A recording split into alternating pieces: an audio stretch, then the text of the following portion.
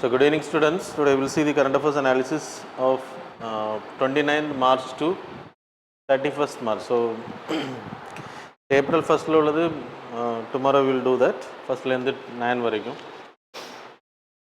So we will see the pending March 29th ல இருந்து 31st வரைக்கும். The first article related to the Pradhan Mantri Kusum scheme. So it's related to solar energy for agricultural purpose, harnessing the solar power. So diesel gensets மாத்துறது, அது மாதிரி diesel Motors, அப்புறம் electricity வந்து கோல் பேஸ்லேருந்து எடுக்கக்கூடிய எலக்ட்ரிசிட்டியை use பண்ணிகிட்டு இருக்காங்க farmers. So அதை மாற்றுறதுக்காக இதை வந்து இன்ட்ரடியூஸ் பண்ணாங்க. 2019 it was introduced. Pradhan Mantri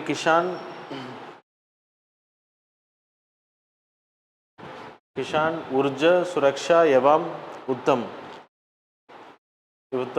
மகா அபியான் அப்படின்றது தான் இதோட full form. So 2019 it was launched.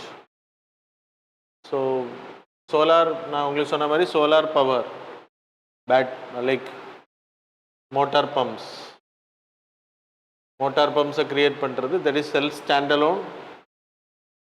அப்புறம் feeder connected, grid connected motor பம்ப்ஸை க்ரியேட் பண்ண. there is a component A, B, C.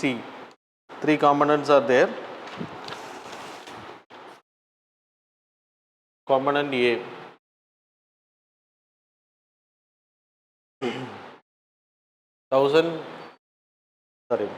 10,000 மெகாவாட்டுக்கான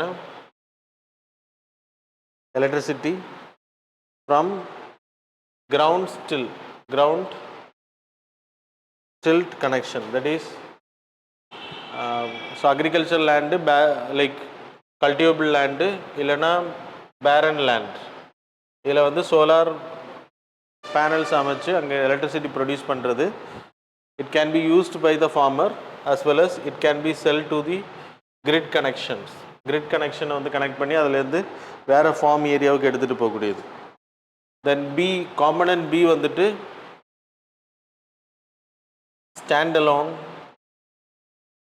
solar motor pump. அப்படின்னா ஒரு சோலார் பம்புக்கு அதுக்கு தேவையான எலக்ட்ரிசிட்டியை ப்ரொடியூஸ் பண்ணக்கூடிய சோலார் பேனல்ஸ் வந்து அமைப்பாங்க. ஸோ காலையிலேருந்து ஈவினிங் வரைக்கும் அவங்க வந்து அந்த மோட்டரை ரன் பண்ண முடியும். ஆட்டோமேட்டிக்காகவே அது ரன் ஆக ஆரம்பிக்கும். எப்போ கரண்ட் ப்ரொடக்ஷன் நடக்குதோ அப்போலேருந்து அது ரன் ஆக ஆரம்பிக்கும்.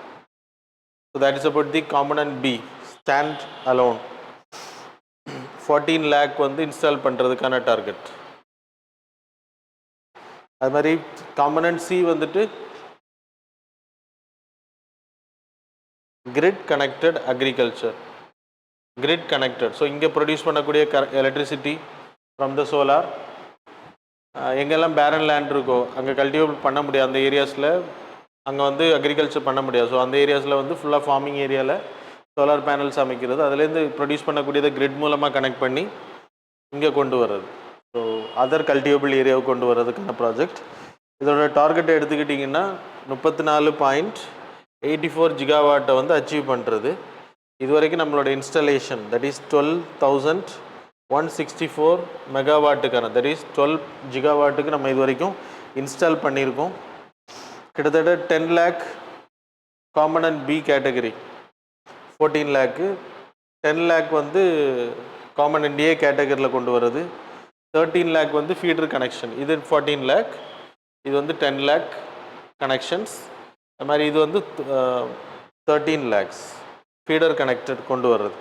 இதுதான் target under the ministry of renewable energy.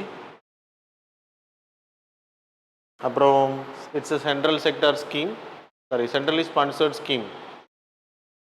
So இந்த ஸ்கீமை பொறுத்த வரைக்கும் சென்ட்ரல் கவர்மெண்ட் வந்து 30%, ஸ்டேட் வந்து 30%, ஃபார்மர்ஸ் வந்து 40%. அப்போது இந்த 40%, இதில் 90% வந்து 40ல் 90 will be given as a loan credit to the farmers. They need to pay as an EMA. So that's about this article. Then இதில் இம்பார்ட்டண்ட்டாக இப்போ நியூஸ் வந்தது 2.0 லான்ச் பண்ணுறாங்க. அதில் வந்து லான்ச் பண்ண போகிறாங்க. இது வந்து எண்ட் ஆக போகுது. ஆனால் இன்னும் நம்ம அதுக்கான டார்கெட்டை அச்சீவ் பண்ணல. ஸோ எக்ஸ்டென்ஷன் பண்ணுறாங்க. எக்ஸ்டென்ஷன் பண்ணும்போது இதில் பேட்ரி ஸ்டோரேஜ், ஏன்னா இங்கே நான் உங்களுக்கு சொன்னேன் ஸ்டாண்ட் அலோன் மோட்டர் பம்ப்ஸில் எல்லாமே வந்துட்டு காலையிலேருந்து ஈவினிங் வரைக்கும் மோட்டர் ரன் ஆகும், அதுக்கு பிறகு ரன் பண்ண முடியாது. ஸோ சன் செட் ஆனதுக்கு பிறகு. ஸோ அதனால் எலக்ட்ரிக் ஸ்டோரேஜ், ஸோ பேட்ரி ஸ்டோரேஜில் பண்ணியாச்சு அப்படின்னா we can utilise it later also. So அதுக்காக இது ப்ரப்போசல் பண்ணியிருக்காங்க. That's it came in news. The next article related to the archaeological survey of India excavation in Baliraj Garg area, Biharல. That is, the excavation is not important. You people need to study the ASI, Archaeological Survey of India. அது படிச்சுக்கோங்க, ரொம்ப important. So under the ministry of culture கீழே வருது. So it was created in the year 1861. Headed by whom?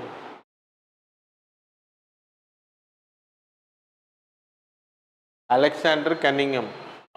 Architecture எழுதியாச்சுல்ல exam, art and culture. Good. Alexander Cunningham headquarters வந்து டெல்லியில், new டெல்லியில் இருந்துச்சு. So after independence we added with a law. We created an act that is called as Ancient Monuments, Archaeological Sites and Remains Act. Monuments, Archaeological Sites and Remains Act 1958. So அந்த ஆக்டில் இண்டிபெண்டன்ஸுக்கு பிறகு அதை create பண்ணி அந்த ஆக்டில் இதை வந்து உள்ளே கொண்டு வந்திருக்காங்க, ஏஎஸ்ஐ. அப்புறம் it regulates the antiques of our country, treasures of our country. So அதுக்கும் ஒரு தனி ஆக்ட் க்ரியேட் பண்ணுங்க, antiques and art treasure act 1972. அதன் அடிப்படையில் இந்தியாவில் இருக்கக்கூடிய முக்கியமான பழைய கால சின்னங்கள், பழைய கால ராஜாக்கள் காலங்களில் பயன்படுத்தின பொருட்கள், விலை உயர்ந்த பொருட்களெல்லாம் ஏஎஸ்ஐ தான் கண்காணிச்சுட்டு வராங்க, ஸோ பராமரிச்சுட்டு வராங்க. அப்புறம் வி ஹேவிங் மானுமெண்ட்ஸ், 3679 மானுமெண்ட்ஸ் வருது. இதையும் மானிட்டர் பண்ணக்கூடியது, ரெகுலேட் பண்ணுறது, அதை பாதுகாக்கிறது, அதை பராமரிக்கக்கூடிய பணியை ஏஎஸ்ஐ செஞ்சுட்ருக்காங்க. So we having trained archaeologist, conservationist, epigraphist, architects and scientists we having. சரியா? So that's about this part. அதபடி அதில் நீங்கள் எதுவும் பார்க்க வேண்டாம். The next article related to the Indian Ocean Naval Symposium. So Indian Ocean IONS Naval Symposium, Indian navy வந்து ஒரு military exercise, that is naval exercise conduct பண்ணியிருக்காங்க. That's why it came in news. கொச்சியில் conduct பண்ணப்பட்டிருக்கு.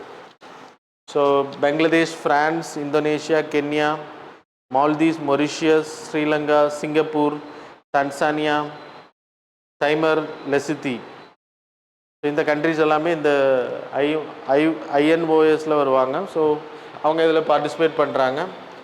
Indian ocean naval சிம்போசியம்ன்றது Indian ocean water எங்கெல்லாம் touch ஆகுதோ the rim countries will come under the part.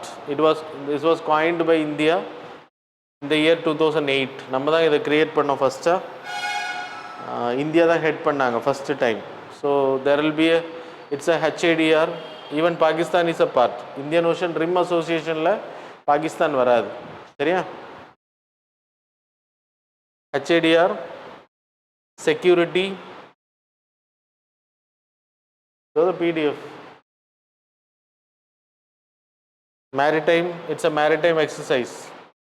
So counter attack பண்ணுறது, ஏதாச்சும் terrorist, இந்த செக்யூரிட்டியை உறுதிப்படுத்துறதுக்காக இந்த இது நடத்திட்டுருக்கோம். இங்கே இம்பார்ட்டண்ட்டாக நீங்கள் படிக்க இந்தியன் ஓஷன் நேவல் சிம்போசியம்னா என்னென்னு படிங்க. நான் இந்தியா இதை உருவாக்கியிருக்கோம். ஃபஸ்ட்டு 2 இயர்லேயும் நம்ம தான் சேர்மேன்ஷிப்பாக இருந்தோம். இது தளபதிகள், முப்படை தளபதிகள் தான் naval chiefs of this countries will participate. ஐஓஎன்எஸோட கண்ட்ரீஸில் மெம்பராக இருக்கவங்க அந்த நேவல் சீஃப்ஸ் வந்து கலந்துப்பாங்க. இந்தியா வந்து 2008-2010 வரைக்கும் வி ஹெடட் திஸ் ஐஓஎன்எஸ் சேர்மன்ஷிப்பில் இருந்தோம், சரியா? Biennial கான்க்ளேவ்ஸ் of chief's. So meeting பண்ணுறது 2 வருஷத்துக்கு ஒரு வாட்டி இதில் மீட்டிங் நடத்துவாங்க. So that's about this part. இப்போ எக்ஸசைஸ் கண்டக்ட் பண்ணியிருக்கேன். That's it came in news. The next article related to the great Indian bustard. இது ஆல்ரெடி நம்ம பல வாட்டி டிஸ்கஸ் பண்ணது. இப்போ நியூஸில் வந்ததுக்கான ரீசன் என்ன அப்படின்னா, கிரேட் இந்தியன் பஸ்டர்ட் அது ஆண் இனம் வந்து அழிஞ்சிருச்சு. அதனால் நேச்சராக அது வந்து முட்டை போட்டு குஞ்சு பொரிக்கிறதுக்கான இதை தன்மை இழந்துருச்சு. அதனால் we are created lab cultured லேபில் உருவாக்கப்பட்ட fertilised egg. So fertilised egg ஏன் க்ரியேட் பண்ணோன்னா ஆர்டிஃபிஷியலாக வேணாம் அப்படின்றதுனால அப்படி க்ரியேட் பண்ணி கிரேட் இந்தியன் பஸ்டர்ட் அது அடகாக்கக்கூடிய டைமில் அதில் வச்சு அதை சிக்கை வந்து எடுத்துருக்கோம். So first chick was taken, அதுக்கே தெரியாது it was taken. So chick has been born in the Gujarat Kutch district. So Great Indian Bustard is a state bird of Rajasthan. Seriya? So it is important because IUCN status it is in critically endangered status. Show the display the PDF. So Great Indian Bustard is a critically endangered. Sites appendix 1 la irukku, protected sites. Then schedule 1 of Wildlife Protection Act. So Gujarat ராஜஸ்தானில் அதிகமாக இருக்கும். அது போக மகாராஷ்டிராவில் இருக்குது, ஆந்திர பிரதேஷில் இருக்குது, தெலுங்கானா அந்த ஏரியாஸில் வரும். ஸோ இட்ஸ் அ கிராஸ்லேண்ட் ஈகோசிஸ்டமோட கீஸ்டோன் ஸ்பீஷீஸ். இது அதிகமாக it's a heaviest flying bird. இது இப்போவும் பறக்கும், ரொம்ப பெருசாக இருக்கும். இது வந்து முட்டை போட்டு வச்சுட்டு போயிடும். எனிமீஸ் வந்து ப்ரெடேட்டர்ஸ் வந்து அதை சாப்பிட்றோம். அதனால தான் இது இனப்பெருக்கம் ஆகலை. கிட்டத்தட்ட இப்போ 150 பறவைகள் தான் இருக்குன்றாங்க. அது மேலினம் அழிந்து போயிடுச்சு. இனி அதுகளாக ப்ரொடக்டிவிட்டி பண்ணுறதுக்கான பாசிபிலிட்டி இஸ் லெஸ். இப்போ பிறந்திருக்கக்கூடிய chick there is a possibility. சரியா? ஸோ ராஜஸ்தான், குஜராத், மகாராஷ்டிரா, கர்நாடகா, அப்புறம் ஆந்திர பிரதேஷ் ஏரியா கிராஸ்லேண்ட் ஈகோசிஸ்டமோட keystone species. So that's about this article. The operation is called as operation egg transfer. இது ரிலேட்டடாக கொஸ்டின்ஸ் கேட்கலாம். அன்ஃபெர்டிலைஸ்ட் எக்கை ரிமூவ் பண்ணிவிட்டு, அதோட கூட்டிலேருந்து ரிமூவ் பண்ணிவிட்டு ஃபெர்டிலைஸ்ட் எக்கை அதோட அடகாக்கக்கூடிய பகுதியில் வச்சு அதுவே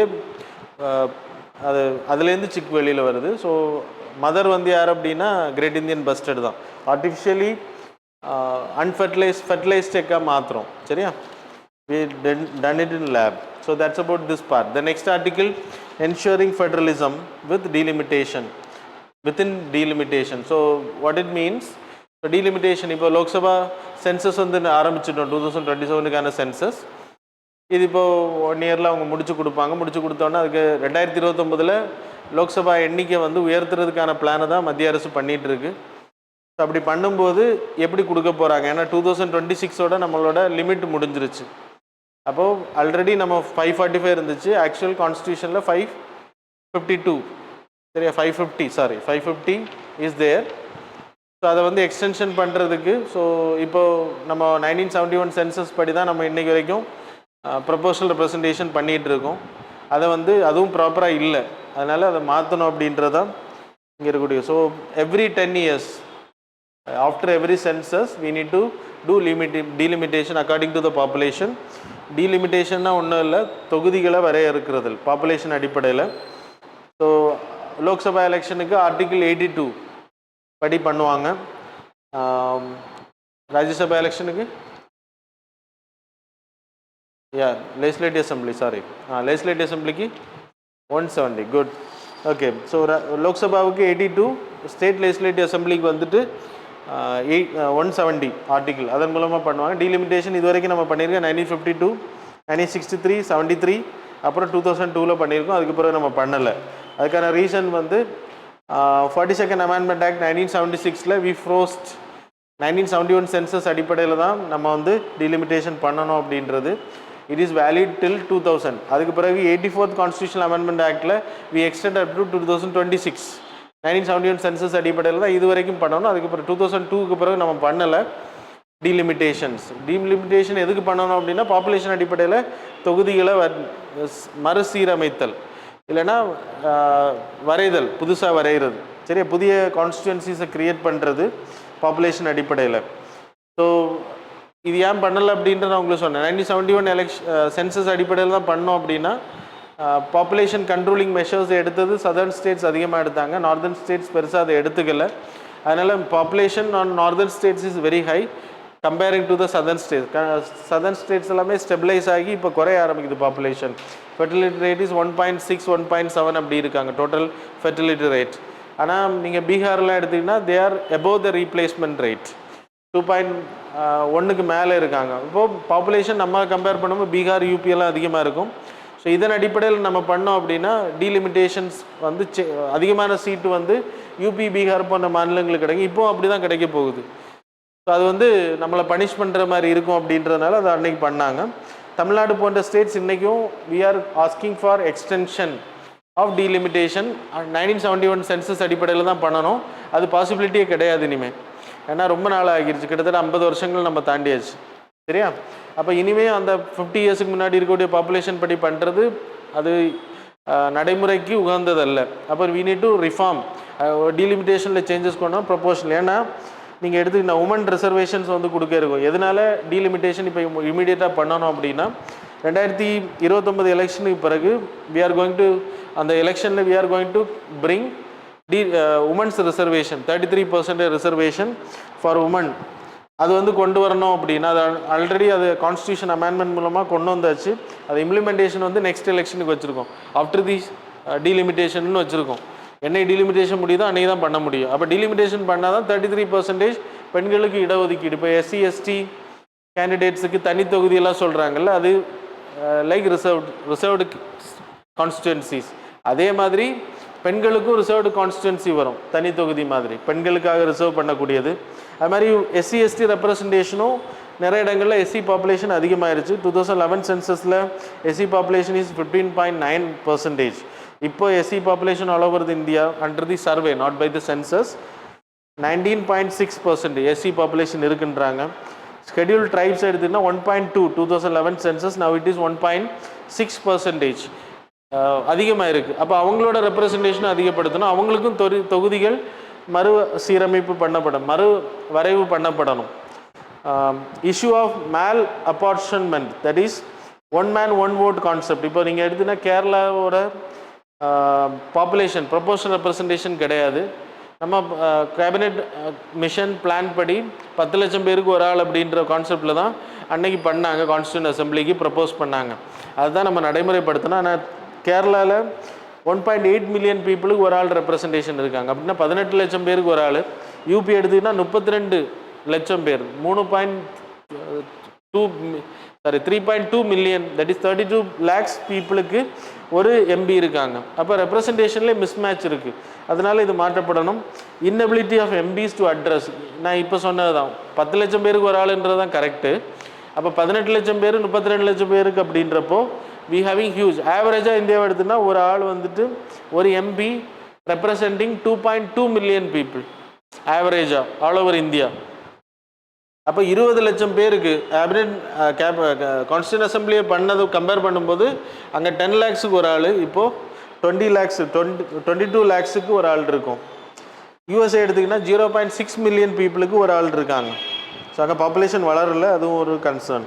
ஓகே, ஸோ எலக்ட்ரல் இன்டெகிரிட்டி, இதுக்காக நம்ம டீலிமிட்டேஷன் பண்ணப்படணும் கரெக்டாக பண்ணுறதுக்காக.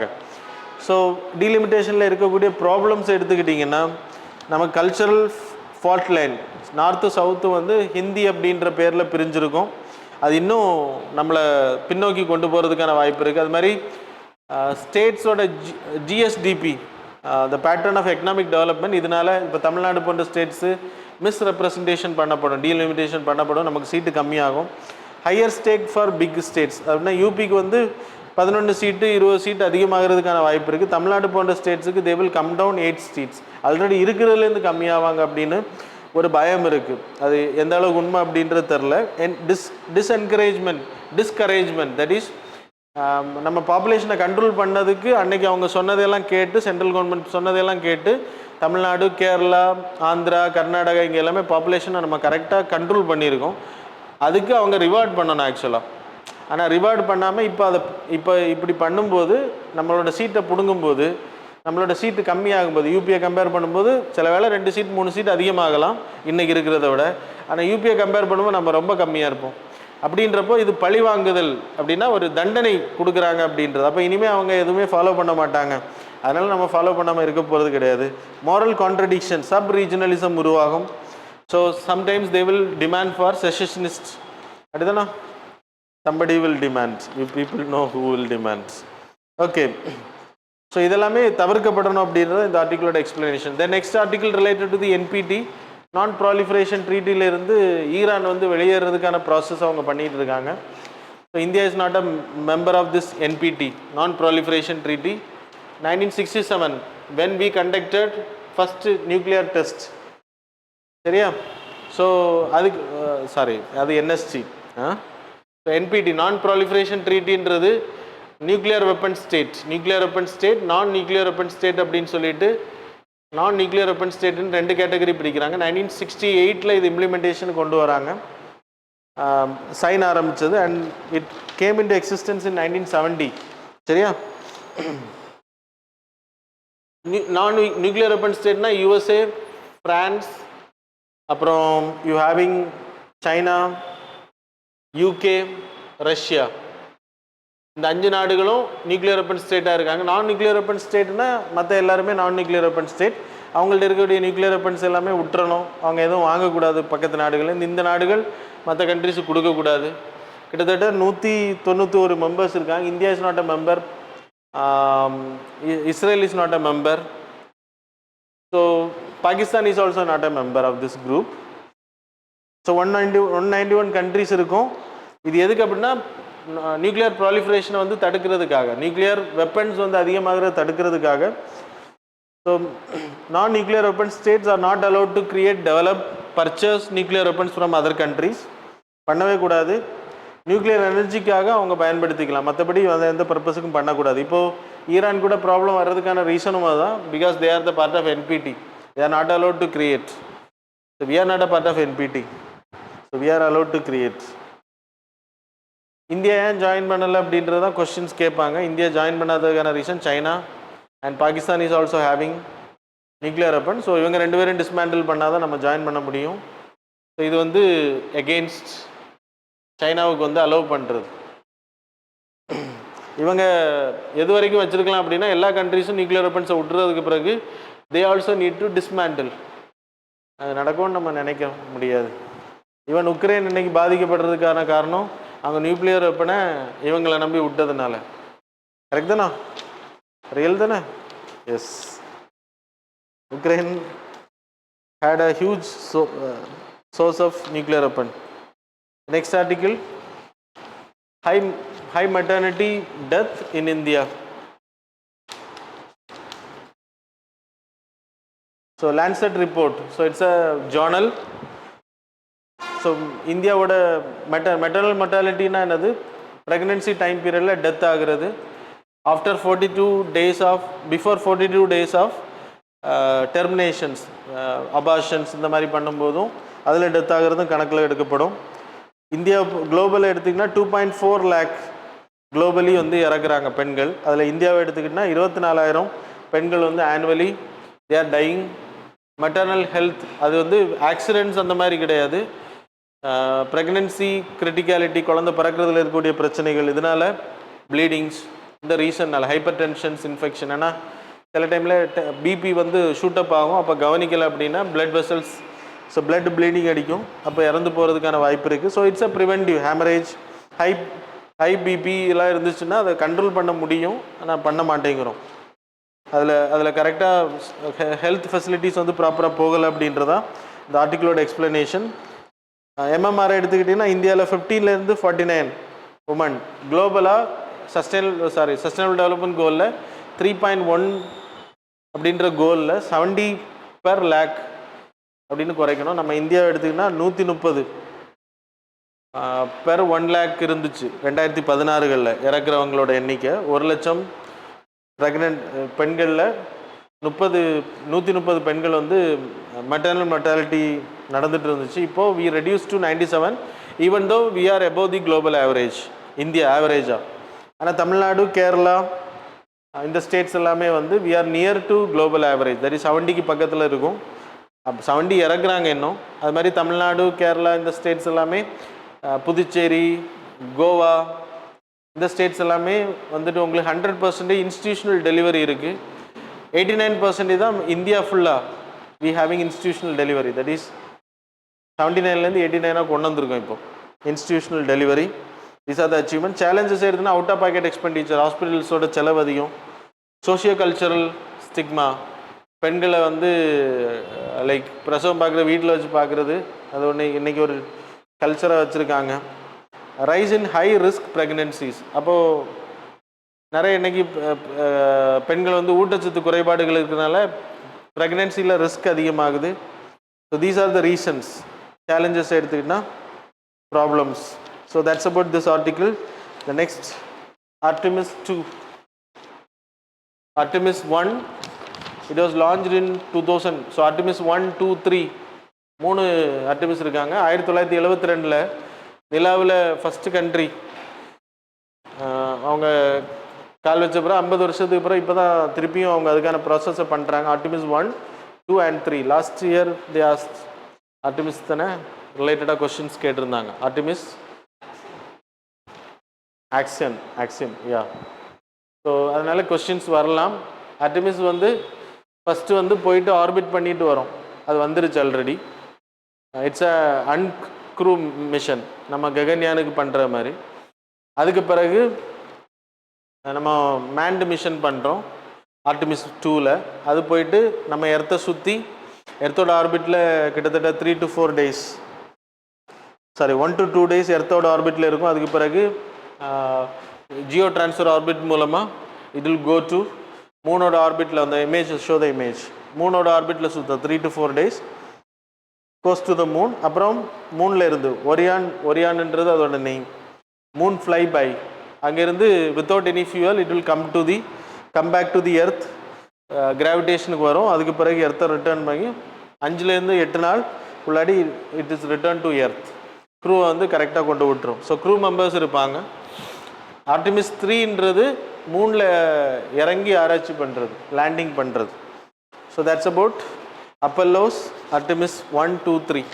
So that's about the articles. Now we will move on to the MCQs. So கொஞ்ச நாள் நம்ம ஆர்டிக்கிள் போட முடியல. We will continue from today onwards.